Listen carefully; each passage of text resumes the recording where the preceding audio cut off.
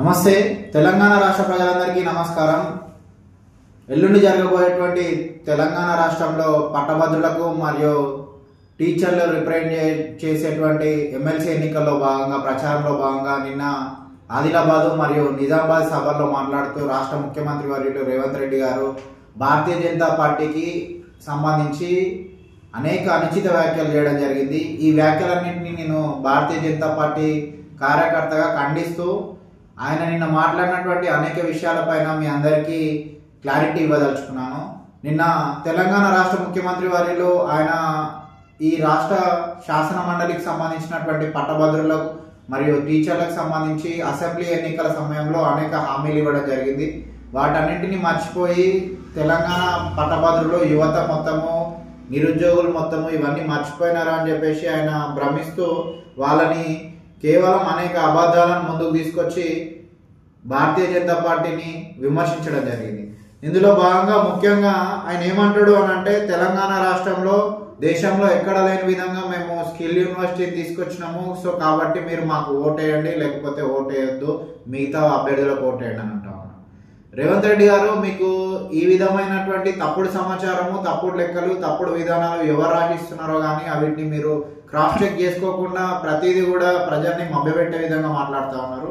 మీ skill university అనేది ఈరోజు తెలంగాణ రాష్ట్రంలో ఒక్కటే కాదు, దాదాపు 2014 తర్వాత నరేంద్ర మోడీ గారు ఈ దేశంలో అనేక మంది యువత స్కిల్ ఇంపార్టెంట్, స్కిల్ వల్లనే వాళ్ళకి ఉద్యోగ ఉపాధి అవకాశాలు ప్రపంచ యువనికలో లభ్యమవుతాయని చెప్పేసి ఆయన తీసుకున్నటువంటి నిర్ణయంలో భాగంగా దేశంలో దాదాపు 17-18 యూనివర్సిటీలు అనేక రాష్ట్రాలు మహారాష్ట్ర, గుజరాత్, రాజస్థాన్, ఛత్తీస్గఢ్ మొదలుకొని వెస్ట్ బెంగాల్ ఇటువంటి అనేక రాష్ట్రాల్లో స్కిల్ యూనివర్సిటీలు ఉండడం జరిగింది।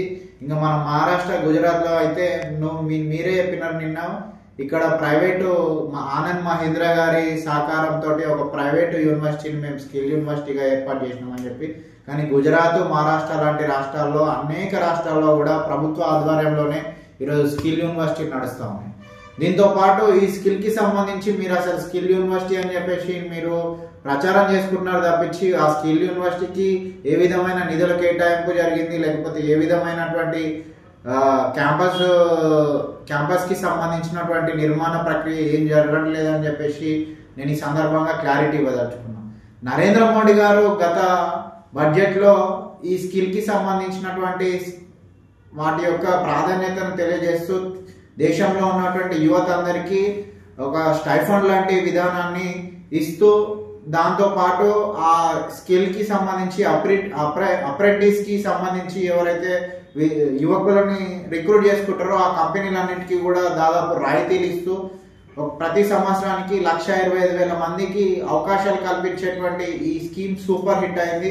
దాదాపు 1,21,000 మంది లాస్ట్ ఇయర్ ఎన్రోల్మెంట్ చేసుకోవడము, అందులో అనేక మందికి ఉపాధి అవకాశాలు లభించడం కూడా జరిగింది।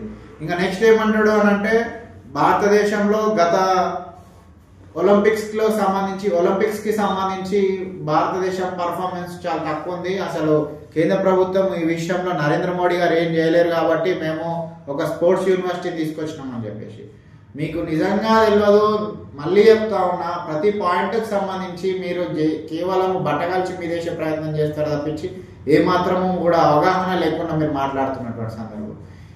గత ఒలింపిక్స్ కి సంబంధించి క్రీడాకారులకి కావాల్సినటువంటి ఫెసిలిటీస్ లేకపోతే వాళ్ళకి ట్రైనింగ్ కోసము అనేకమైనటువంటి సౌకర్యాలు, వాటికి సంబంధించిన కోచ్లు, న్యూట్రిషన్, ఫుడ్ ఇటువంటి అన్నింటిని కలుపుకొని భారత ప్రభుత్వము చరిత్రలో ఎప్పుడు లేనటువంటి విధంగా ఖేలో ఇండియా భాగంగా దాదాపు 470 కోట్లు ఖర్చు పెట్టింది।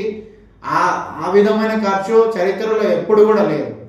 సరే, మన క్రీడాంశాల్లో కొన్ని విషయాల్లో మనము మన దేశంలో ఎక్కువగా క్రికెట్ లాంటి క్రీడల పట్ల మోజుతోటి యువకులు అటు సైడ్ వెళ్ళకపోయినా కూడా నరేంద్ర మోడీ గారు దాదాపు 470 కోట్లు ఖర్చు పెట్టి ఆయన ఈ క్రీడలకు సంబంధించినటువంటి ప్రాధాన్యతను ఆయన ఎక్కడ విస్మరించలేదు। నెక్స్ట్ ఇంకేమంటున్నారు, మీరు ఎప్పుడు కూడా మీరు బ్రిటిష్ వారు, అసలు మీ పార్టీయే నిజంగా ఒక బ్రిటిష్ ఆయన స్థాపించినటువంటి ఏవో హ్యూమ్ స్థాపించినటువంటి కాంగ్రెస్ పార్టీని కంటిన్యూషన్ గా ఈ రోజు మీరు చేస్తా ఉన్నారు। మీ విధి విధానాలు కూడా దేశంలో ఉన్నటువంటి మతాల మధ్యన లేకపోతే కులాల మధ్యన కుంపట్లు పెట్టేటువంటి విధంగానే ఉంది. బండి సంజయ్ గారు మీరు బీసీ రిజర్వేషన్లకు సంబంధించి మేము డ్రామాలు చేస్తూ ఒక రకమైనటువంటి ప్రజల మధ్యలో వైషమ్యాలను రెచ్చగొడుతూ మీరు చేసినటువంటి సర్వేలో ఉన్నటువంటి తప్పొప్పులను ఎత్తి చూపినటువంటి ప్రయత్నంలో భాగంగా అసలు ముస్లింలకు సంబంధించి ఏ విధంగా వాళ్ళు ముస్లిం జనాభాలో ఉంటారని చెప్పి ఆయన విమర్శిస్తే ఏమంటారు, నిన్న స్టేజ్ పైన నిజామాబాద్ సభలో దాదాపు 1960 నుంచి ముస్లింలు బీసీ జాబితాలో ఉన్నారని చెప్పి. అసలు నిజంగా చెప్తా ఉన్నా, మన దేశంలో రాజ్యాంగం ఏర్పడినప్పుడు రాజ్యాంగబద్ధంగా ఎస్సీ ఎస్టీలకు మాత్రమే రిజర్వేషన్లు కల్పించడం జరిగింది. దాని తర్వాత మీ ప్రభుత్వమే, మీ నెహ్రూ అయితేనేమి, తర్వాత వచ్చినటువంటి ఇందిరాగాంధీ అయితేనేమి, ఆ తర్వాత వచ్చినటువంటి ఇంకొక రాజకీయ వారసుడు రాజీవ్ గాంధీ అయితేనేమి, వీళ్ళందరి చేతిలో వివక్షతకు గురైనటువంటి బీసీల వర్గాలకి బీపీ మండల్ గారు ఒక కమిషన్ రిపోర్టు ఏర్పాటు చేసి ఆ కమిషన్ ఆధారంగా దాదాపు 10 సంవత్సరాల తర్వాత బీసీల నిరీక్షణ తర్వాత ఒక కాంగ్రెసేతర ప్రభుత్వం అయినటువంటి యునైటెడ్ ఫ్రంట్ విపి సింగ్ గారు 1993లో బీసీ రిజర్వేషన్లను తీసుకురావడం. మీరేమంటారు 1960 నుంచే. ఇగో ఇటువంటి ఏది కూడా సమాచార లోపము లేకపోతే అవగాహన రాహిత్యంతో ప్రజలని రెచ్చగొట్టి ప్రత్యర్థులను విమర్శించే ప్రయత్నం చేస్తా ఉన్నారు తప్పించి మీరు ఇంకేం చేయట్లేదు. నెక్స్ట్ ఇంకేమంటారు, భారతీయ జనతా పార్టీకి సంబంధించి బీఆర్ఎస్ తోటి పొత్తుంది కాబట్టి గత పార్లమెంట్ ఎలక్షన్లలో కేసీఆర్ గారు 8 సీట్లలో భారతీయ జనతా పార్టీ గెలిచింది కేసీఆర్ గారి మద్దతు. మీరు ఒకసారి చెక్ చేసుకోండి. మీరు ప్రాతినిధ్యం వహించినటువంటి మల్కాజ్గిరి నియోజకవర్గము భారతీయ జనతా పార్టీ గెలిచింది. మీరు ఎన్నికల ఇన్ఛార్జిగా ఉన్నటువంటి చేవెళ్ళ నియోజకవర్గము భారతీయ జనతా పార్టీ గెలిచింది. మీరు అసెంబ్లీకి ప్రాతినిధ్యం వహిస్తున్నటువంటి మహబూబ్ నగర్ నియోజకవర్గంలో భారతీయ జనతా పార్టీ గెలిచింది.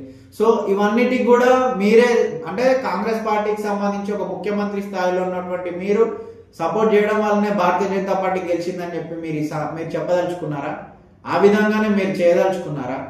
ఎందుకు ప్రతిసారి రాజకీయాల్లో భాగంగా ఇతరులకి అపవిత్రమైన కలయికని అంటగట్టి మీరు రాజకీయ పబ్బం గడుపుకుంటారు? మీకు తెలియదా, ఒక దాదాపు 2 సంవత్సరాల కింద జరిగినటువంటి రాష్ట్రపతి ఎన్నికలకు సంబంధించి ఒక గిరిజన మహిళను భారతీయ జనతా పార్టీ నుంచి నిలబెడితే మీరు బారాసా పార్టీ, ఆ రోజున్నటువంటి అధికార పార్టీ బారాసా, ఆ రోజున్నటువంటి కాంగ్రెస్ పార్టీ అధ్యక్షుడి హోదాలో మీరిద్దరు కలిసి కదా ఆ రోజున్నటువంటి అభ్యర్థికి బీజేపీకి వ్యతిరేకంగా ద్రౌపది ముర్ము గారికి వ్యతిరేకంగా ఉన్నటువంటి అభ్యర్థికి మద్దతు ఇవ్వడం జరిగింది, ఇద్దరు తోడుదొంగల్లాగా. నెక్స్ట్ అసలు రాష్ట్ర ఆర్థిక పరిస్థితి దిగజారిపోయింది. ఈ దిగజారిపోయినటువంటి విషయం మీకు తెలిసినప్పటికీ అడ్డగోలు హామీలు ఇచ్చారు. నిన్ననే చెప్తా ఉన్నారు, ఉద్యోగులు రిటైర్డ్ అయినటువంటి వాళ్ళందరికీ కూడా మేము బకాయిలు చెల్లించలేకపోతున్నాం అని చెప్పేసి. ఆ సిగ్గు లేకుండా ఈ విధమైన మాటలు ఒక దిక్కు మాట్లాడుకుంటూ ఇంకో దిక్కు కేంద్ర ప్రభుత్వము ఎటువంటి కిషన్ రెడ్డి గారు రైల్వేకి సంబంధించి మెట్రో రైల్ కి సంబంధించి కేంద్ర కేబినెట్ లో అవకాశం ఇవ్వట్లేదు, చర్చించి దాన్ని తీర్మానం తీసుకుంటే నేను లోన్ పెట్టుకొని మెట్రో రైల్ ఏర్పాటు చేస్తాను అని చెప్పి. నువ్వు మెట్రో రైల్ ఏర్పాటు చేయడానికి కిషన్ రెడ్డి గారికి ఏం సంబంధం? నిజంగా ఇంతకుముందు జరిగినటువంటి మెట్రో రైల్ నిర్మాణం కూడా పిపిపి మోడల్లోనే జరిగింది. నెక్స్ట్ రాబోయేది కూడా పబ్లిక్ ప్రైవేట్ పార్ట్నర్షిప్ లోనే జరుగుతుంది. మళ్ళీ ఇంకోటి ఏమంటావు, రీజనల్ రింగ్ రోడ్ విషయంలో కూడా అడ్డుపడుతున్నాడు అని చెప్పేసి. రీజనల్ రింగ్ రోడ్ నీకు చేత కాదు, నేను అసలు రీజనల్ రింగ్ రోడ్ నిర్మాణం నేను చేయను అని చెప్పేసి నువ్వు లెటర్ రాయగానే పెద్ద మనసుతోటి పూర్తి నిర్మాణ బాధ్యతలు మేమే తీసుకుంటామని చెప్పి కేంద్ర రవాణా శాఖ మంత్రి వర్యులు నితిన్ గడ్కరీ గారు చెప్పారు. ఆ రోజు వచ్చి హర్షాతిరేకాలు మీరు చేసి ఈ రోజు వచ్చి మళ్ళీ వ్యతిరేక భావజాలాన్ని మళ్ళీ జనాలకి చెప్పే ప్రయత్నం చేస్తా ఉన్నారు. కేంద్ర ప్రభుత్వము లేకపోతే నరేంద్ర మోడీ గారి నేతృత్వంలోని బీజేపీ పాలిత రాష్ట్రాలు అనేక నదులకి సంబంధించి వాటిని శుద్ధీకరణ చేస్తా ఉన్నాయి. మరి ఇక్కడ మేము మూసీకి చేస్తామని చెప్పేసి అంటా ఉన్నావు కదా. నీకు తెలుసా అసలు సబర్మతికి సంబంధించి రిజర్వేషన్ కి సంబంధించినటువంటి నిధులు ఎక్కడికి వెళ్ళి వచ్చినాయి? అసలు ఆ సబర్మతికి సంబంధించి ఒక ఎస్పీవి పెట్టారు, స్పెషల్ పర్పస్ వెహికల్ పెట్టి వాళ్ళు ఒక లోన్ తీసుకున్నారు. దాని తర్వాత సిఎస్ఆర్ లాంటి కొన్ని ఫండ్స్ ని అక్కడ ఉన్నటువంటి కార్పొరేట్ కంపెనీలు ఇవ్వడం వల్ల దాన్ని చేసి తప్పించి కేంద్ర ప్రభుత్వము ఎక్కడ కూడా దాంట్లో రూపాయి ఖర్చు పెట్టింది లేదు. అదే విధంగా తీసుకున్నట్టయితే వారణాసికి సంబంధించి, అయోధ్యకు సంబంధించి అక్కడ ఉన్నటువంటి నదులకు కూడా ఆ రాష్ట్ర ప్రభుత్వమే సొంత నిధులను ఖర్చు పెట్టుకొని పెద్ద ఎత్తున వాటిని డెవలప్ చేసింది. నీకు చేత కాదు, నువ్వే ఒప్పుకున్నావు ఇందాక. ఏమని ఒప్పుకున్నావు? ఇక్కడ రాష్ట్ర ప్రభుత్వంలో రిటైర్డ్ అయినటువంటి ఎంప్లాయీస్ కి సంబంధించినటువంటి బకాయిలు మేము చేయలేకపోతున్నాం కాబట్టి. అంటే నీ దగ్గర డబ్బు లేదు, ఆల్రెడీ రాష్ట్ర ఆర్థిక పరిస్థితి దివాలా తీసింది, అయినా కూడా నువ్వు ఇదే మాట్లాడతావు. నేను ఇంకోటి కూడా గుర్తు చేయదలుచుకున్నా. మీరు విద్యాశాఖకు సంబంధించి ఈ రాష్ట్రంలో మంత్రి లేడు, కానీ విద్యాశాఖ మంత్రి హోదాలో నువ్వు చేసినటువంటి అసమర్థ పాలన వల్ల మొన్ననే మేము పేపర్లో చూసినాం. ఏంది అని అంటే గత సంవత్సరము దాదాపు కేంద్ర ప్రభుత్వము సమగ్ర శిక్ష అభియాన్, నీ విద్యాశాఖకు సంబంధించినటువంటి పనిచేసేటువంటి సమగ్ర శిక్ష అభియాన్కి 1600 కోట్లు కేంద్ర ప్రభుత్వం నిధులు ఇచ్చింది. ఈ సంవత్సరం మీరు అంచనాలు పెంచి 1900 కోట్లు కావాలి అని మీరు అడిగినప్పటికీ కేంద్ర ప్రభుత్వము అంతే ఇస్తానని చెప్పింది. ఎందుకో తెలుసా? మీరు రాష్ట్ర ప్రభుత్వం చెల్లించాల్సిన వాటా సమగ్ర శిక్ష అభియాన్ లో దాదాపు 60-40 రేషియోలో మీ ప్రభుత్వం, మన రాష్ట్ర ప్రభుత్వం చెల్లించాల్సినటువంటి వాటా ఎప్పుడు చెల్లించకపోవడం వల్ల కేంద్ర ప్రభుత్వము తను ఖర్చు పెట్టేటువంటి నిధులను మాత్రమే ఖర్చు పెట్టే విధంగా ఉంది. అంటే అసలు ఈ రాష్ట్ర ప్రభుత్వము విద్యకు సంబంధించి కూడా పూర్తి నిర్లక్ష్యం. ఒక 300 కోట్లు 400 కోట్లు ఈ రాష్ట్ర ప్రభుత్వము విద్య పైన ఎక్కువ ఖర్చు చేయడానికి కూడా అవకాశం లేనంత దివాలా తీసినటువంటి పరిస్థితి. నెక్స్ట్ ఇంకోటి ఏంది, అన్ని చెప్పుకుంటూ అనేక విషయాలు చెప్పుకుంటూ ఇది నేను చేసిన కాబట్టి ఏమేమి చెప్పినావు దీంట్లో? గ్యాస్ సిలిండర్ కి సంబంధించి అది ఎంత, ఒక 200-300 కోట్లకు అసలు మొత్తం రాష్ట్ర ప్రభుత్వంలో ఇచ్చినటువంటి సిలిండర్లు అన్ని లెక్క చేసుకుంటే కూడా 200-300 కోట్లు దాటదు. ఇంకా నువ్వు 200 యూనిట్ల ఉచిత కరెంట్ ఇస్తా అంటున్నావు కదా, మరి దానికి సంబంధించి డిస్కంలకు ఎప్పటికప్పుడు నువ్వు బకాయిలు చెల్లిస్తా ఉన్నావా? చెల్లించవు. ఎందుకనంటే గతంలో కూడా ఉచిత విద్యుత్తు ఇచ్చినా, లేకపోతే విద్యుత్ నేను పెద్ద ఎత్తున ఈ రాష్ట్ర ప్రభుత్వంలో 24 గంటలు కరెంట్ ఇచ్చిన అని చెప్పేసి ఇబ్బడి ముబ్బడిగా ఆ రోజు అవినీతి చేసి, లేకపోతే పెద్ద ఎత్తున 10-12 రూపాయలకి యూనిట్ కొనుక్కొని వచ్చి బహిరంగ మార్కెట్లో కొనుక్కొని వచ్చి ఇక్కడ ఇచ్చిండు. కానీ వాటికి సంబంధించిన క్రాస్ సబ్సిడీలు రాష్ట్ర ప్రభుత్వం నుంచి డిస్కంలకు ఇవ్వకపోవడం వల్ల ఈరోజు దేశంలోనే అత్యధిక అప్పులు లేకపోతే అత్యధిక లాస్లతో కూడినటువంటి డిస్కంలు ఏవైతే ఉన్నాయో అవి 2, Telangana northern power distribution limited, లేకపోతే Telangana southern power distribution limited. Next ఇంకోటి ఆర్టీసీ ప్రయాణ ఖర్చులకు కూడా మేము దాదాపు నేను లెక్క చెప్పిన కరెక్ట్ గుర్తుకు లేదు, అంటే 150 కోట్ల మంది ప్రయాణికులు ప్రయాణం చేసిర్రు. వాళ్ళందరికీ సేవ్ చేసినటువంటి అమౌంట్ 4500 కోట్లు అన్నాం.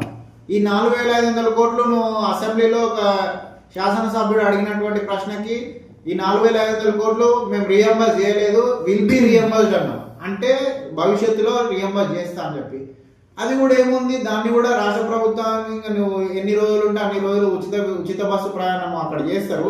కానీ ఆర్టీసీ ఆల్రెడీ ఇప్పటికే మూలిగ నక్కపై తాటి పండు పడ్డట్టు చెందంగా దాదాపు నష్టాల్లో ఉండి సిసిఎస్ ఫండ్స్ కూడా పోయినసారి వాళ్ళు అంటే ఉద్యోగులు అందరూ జమ చేసుకున్నటువంటి పైసలన్నింటినీ కూడా కేసీఆర్ సొంత అవసరాలకు వాడుకొని ఆఖరికి హైకోర్టు సుప్రీంకోర్టులో కూడా మొట్టికాయలు వేసినప్పటికీ వాటిని చెల్లించలేనటువంటి దుస్థితి నెట్టివేయబడినటువంటి ఆర్టీసీని ఇవాళ నీ సొంత ప్రయోజనాల కోసం, నీ ఎన్నికల ప్రచారంలో వాగ్దానం కోసము దాన్ని కూడా నువ్వు బకాయిలు అట్లనే ఉన్నాయి. నెక్స్ట్ ఇంకోటి ఏమంటున్నావు, మేము ఇక్కడ ఉన్నటువంటి మహిళలందరికీ మేము రుణాలు ఇచ్చి వాళ్ళని ఆర్టీసీ బస్సులు కొనుక్కునేలా చేస్తున్నాం. నువ్వు నిజంగా చెప్పు, గుండె మీద చేసుకొని చెప్పు, కేంద్ర ప్రభుత్వము ఏదైతే ఎలక్ట్రికల్ బస్సులు సబ్సిడీ మీద ఇస్తా ఉందో ఆ సబ్సిడీ బస్సులు మాకు కావాలి అని చెప్పేసి, పెద్ద ఎత్తున మాకు బస్సులు కావాలని చెప్పేసి నువ్వు లెటర్ రాసింది నిజమా కాదా? అటువంటి ఆ బస్సులు ఆ స్కీమ్ కింద కేంద్ర ప్రభుత్వం ప్రొవైడ్ చేయబోతుంది, నీకు నిజమా కాదా? నెక్స్ట్ ఇంకోటి ఏంది, నేను పావల వడ్డీకి రుణాలు ఇస్తా, లేకపోతే వడ్డీ రహిత రుణాలు మహిళా సంఘాలకు ఇస్తా అంటున్నావు. నిజంగా వాళ్ళకి గత ప్రభుత్వము కేసీఆర్ ప్రభుత్వము వడ్డీ లేని రుణాలకి వాళ్ళకి రియంబర్ చేయాల్సినటువంటి మహిళలందరికీ రియంబర్ చేసినటువంటి పైసలన్నింటినీ కూడా ఇప్పటికి కూడా బకాయిలే ఉన్నాయి, నువ్వు కూడా ఇవ్వట్లేదు. కానీ నరేంద్ర మోడీ గారు తీసుకున్నట్టయితే నువ్వు చెప్తున్నటువంటి సోలార్ విషయంలో పిఎం కుసుమ్, ఆ పిఎం కుసుమ్ ని కూడా నువ్వు ఎట్లా యూజ్ చేసుకున్నావు? కొండారెడ్డిపల్లికి సంబంధించి నీ సొంత నియోజకవర్గము నీ సొంత గ్రామానికి సంబంధించి ఆ పిఎం కుసుమ్ ని నీ సొంత గ్రామానికే పైలట్ ప్రాజెక్ట్ గా ఎంపిక చేసుకున్నావు. అది అక్కడ ఉన్నటువంటి సబ్సిడీని తీసుకొని వచ్చి ఇక్కడ అన్ని ఆ గ్రామంలో ఉన్నటువంటి అన్ని ఇళ్లకు సంబంధించి సోలార్ ప్యానెల్ ఏర్పాటు చేసి దాన్ని పిఎం కుసుము కానీ నువ్వు చెప్తుంది రాష్ట్ర ప్రభుత్వము మేము మహిళల ద్వారా ఏర్పాటు చేస్తామని చెప్తున్నాము. ఇట్లా ప్రతిదీ కూడా కేంద్ర ప్రభుత్వం సహాయ సహకారాలు లేని ఏమాత్రము కూడా రాష్ట్ర ప్రభుత్వము పూట గడిచేటువంటి పరిస్థితి లేని ఈ సందర్భంలో కూడా నువ్వు అవాకులు చెవాకులు పేలుతూ కేవలము ఒక ఎన్నిక.